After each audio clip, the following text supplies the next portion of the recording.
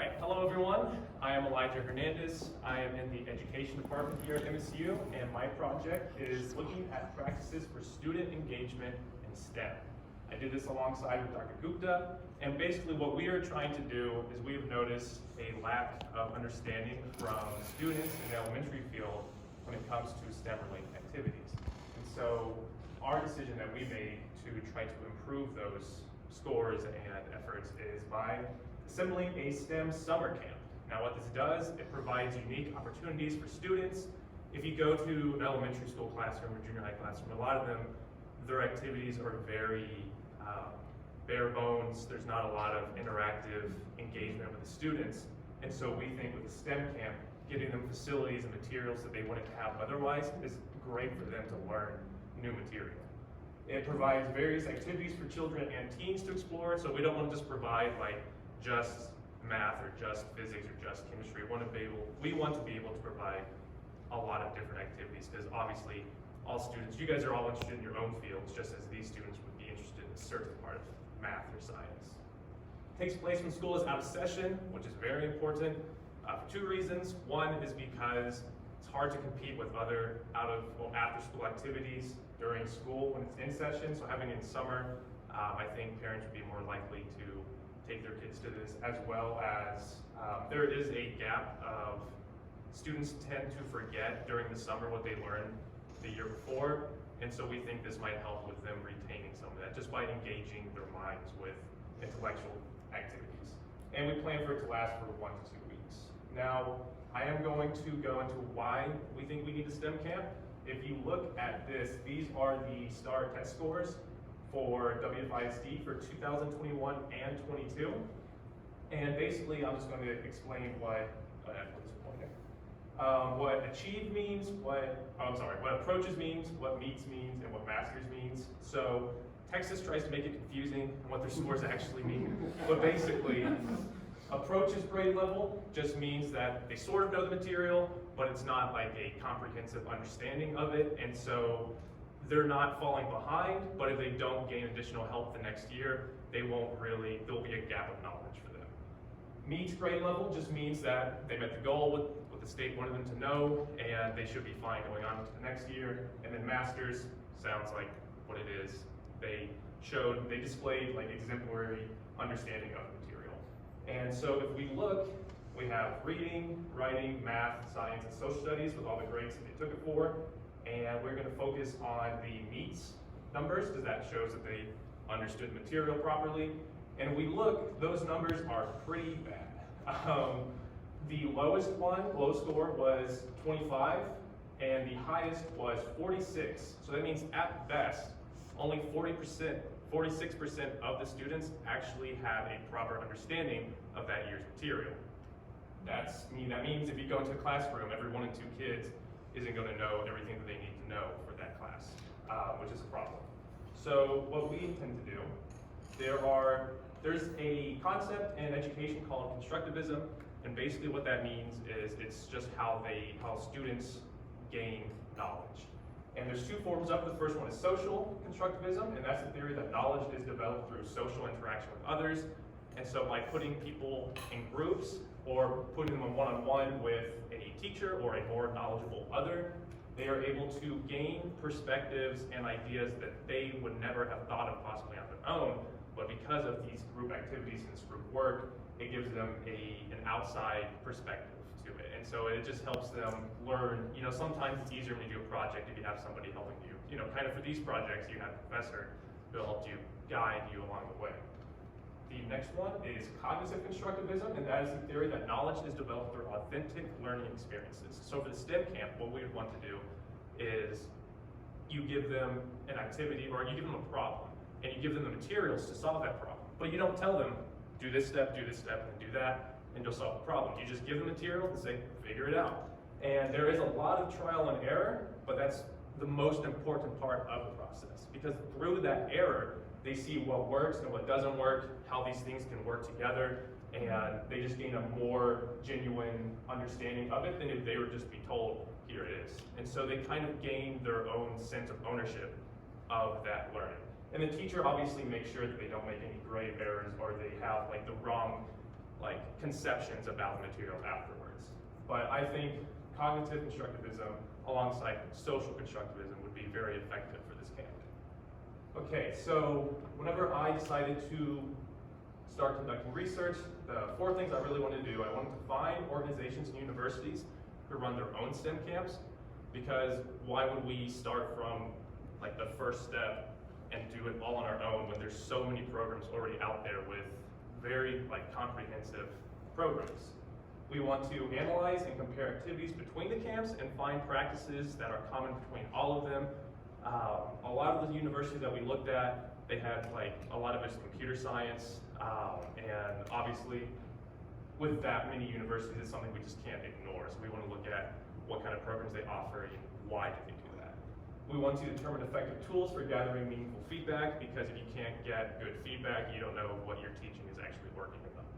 And then the bottom one is just fancy jargon for making a good list that's easy to read. Okay, so how I collect the data, I would go, this is the Northern Virginia Community College website right here. And as you can see, they have, I forgot a laser pointer. They have a lot of different activities just on their homepage. And so they have STEM, early education, they have coding, robotics. And so what I would do initially is just go to each website and just make a quick list of all the things that they have, and then try to see if any of that was worth pursuing. I'm not sure if I mentioned this yet, but we're looking at 3rd through 8th grade. I'm not sure if I said that, but yeah. So at first we didn't know entirely what grade, so we were looking at all of them, but later on we kind of thinned it down to just 3rd through 8th. All right, and like I said, here's how I charted the data, Northern Virginia Community College. So we have the universities that be over here. We have the grades that they offer for all their activities. Here are all the activities and details, and then here's their contact information. I did email every single university that I looked up to try to get some sort of correspondence from them. Most of them emailed back. The thing I noticed most I was struggling with is that I'm conducting this research during the summer when they're putting on these camps and they're busy putting on these camps. And so it was kind of hard to have a timely fashioned response from them. And I was only able to actually have like a Zoom meeting with one of them before the Zoom. Or a lot of them were like, hey, can I meet you in a month? And I was like, you can, but this part is going to be done for us at least. I still plan to meet with some of them afterwards, so that's kind of my further research, but I'm getting ahead of myself. But anyway, so some of these activities, the first one is fabrication, and basically that's kind of just giving them like a common like household like item or like a problem, and giving them like all these materials and say, try to solve this problem with just like these paper clips and these like toothpicks and just these different like materials that they're learning simple like organization and like construction with just very basic tools. STEM middle school is learning how to code, so like I said, very computer science oriented, build an alarm with LEDs and sound, and build a small computer with a Raspberry Pi. I don't know if all of you guys know here what a Raspberry Pi is, but it's used for programming. You can do a lot of different things with it around the house or in the office or in school, obviously. Okay, the next one I looked at more than just 3, but I'm just showing 3 for this presentation. Next one is Texas A&M, go Aggies, grades 3 through 12. And for them, they have elementary day camps, so grades 3 to 5, and they have an emphasis on multidisciplinary outcome-based group activities, fancy words, social constructivism, what I talked about earlier, they're very heavy into that. Middle school day camps, grades 6 to 8, explore topics such as robotics, rockets, coding, engineering design principles, and then exploring STEM, also for grades 6 through 8. And it's similar to the middle school day camp, but they also get to tour these STEM labs actually at A&M. And I think that provides them a unique opportunity. You know, if you are interested in certain topics, but you don't actually get to go to those facilities and visualize yourself in that environment, you might not be interested in it enough to pursue it. So I think it gives them a really good opportunity to be like, I can do this. This is what I want to do. The next one is, it's called Newton's Attic. It is affiliated with the University of Kentucky, and they have a plethora of different activities. This is just a little bit of what they have. But elementary age, grades 1 through 5, activities include catapults, chemistry 1, hand tools, Kerbal Space Program, which is a video game, but it's very physics-based. The main idea is they try to build these rockets that can shoot into space, and it's a lot more complicated. You can't just pick like 3 squares and be like, I did it, you know, and so it's a lot more complicated. They do circuitry, grade 6 through 8. Activities include 3D printing, Kerbal Space Program, like I said earlier, it's more complicated. Python coding, which is a language for computer science, and chemistry too.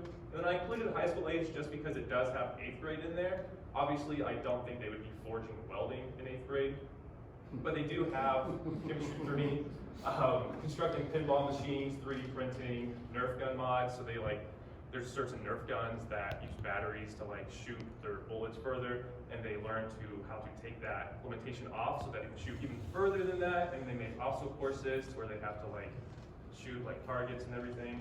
Very engaging with the students, and the students would obviously be very interested in that kind of stuff.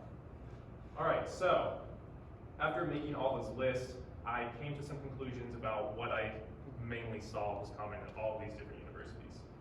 They either would have 1 full day week, so 9 to 4, something like that, or they would have 2 half-day weeks, where it would typically be 7 to 12 or 8 to 1 or something like that. Just typically, you don't, if it's for the younger ages, you probably want to do 2 half weeks, just because those kids at a certain point really stop paying attention to a lot of the stuff that you're saying, so you might want to kind of distribute it over a longer time. Preferred class size is 10 to 15 students. That's just because the more students you have, the teacher ratio is more than 15 to every 1 teacher. Sometimes that can get a little overwhelming for the teacher, and the students might not be able to have as much help if they needed it. The most common and accessible areas that we noticed were computer science was number 1, and then physics, chemistry, and biology. I know you didn't see a lot of biology ones on the ones I showed, but there were other ones on some of the other universities and programs. And then we do think that having 4 to 8 science, math, or 4 to 8 math or science specialization for the teachers would be very beneficial, just because they have a deeper understanding of the topics already. But that doesn't mean that you couldn't have some early education majors or teachers also in that. We think that collaboration with Bolin faculty and staff will be needed, so we will be bothering you again next year. Just because we think that using some of these labs and some of that would be very helpful for us, as for the kids as well. And the tools that we thought would be nice for assessment would be performance assessments. We'd use rubrics. All of you guys are familiar with rubrics already. Student surveys, and so that's to kind of gauge how the students feel about the camp and the activities that they're doing, if they feel comfortable with material they're learning, and if they enjoy it too, because we want to make sure that they enjoy it enough to want to keep pursuing that. And then journals, so scientific journals, you guys are familiar with that too, but journals are really good in education to make sure that there could be a 2-way communication between the teacher and the student. So they could write down or draw something that they noticed or that they tried to do that didn't work, and the teacher could come by later and just make a little comment saying try this next time, or did you think about this, And so it's a good way for them to feel valued by the teacher and also get some feedback that the teacher doesn't have to give immediately. I didn't put it on the conclusions, but I also went and compiled a list of lesson plans, which is essential for teaching. And I mainly got them from Oak Ridge Institute for, I think it's Science Education. It's a long acronym, but they have a lot of resources on there, from all the way from 1st grade all the way to 12th. Further work, we would need to determine the cost and length of the camp. Like I said, we're looking at a 2-week half-day sort of camp. The cost does depend on getting enough funds and supplies, and so most of the cost would be make sure we just cover that MSU doesn't go in the red whenever we're putting it together. That is important. Deciding which specific activities and programs to offer. Obviously, for our first year, we couldn't give everything that those other universities were putting out there, but we do think we could offer 3 or 4 different, fields. So that way, any student, depending on if they like physics or math or anything like that, they have something they could do. And then making WFISD teachers and parents aware of the camp, because if they don't know about it, we can't get students here, and then the problem won't ever be addressed. Those are my resources. Acknowledgements, I just want to thank you, Grow, for giving me the opportunity to present this to you. Dr. Gupta, my mentor professor, who gave me feedback and helped me think of which path I should be taking in my research. Casey, my fiance, she's right there. She supports me in everything I do. And then me, because without me, this would not have happened. So that is my presentation.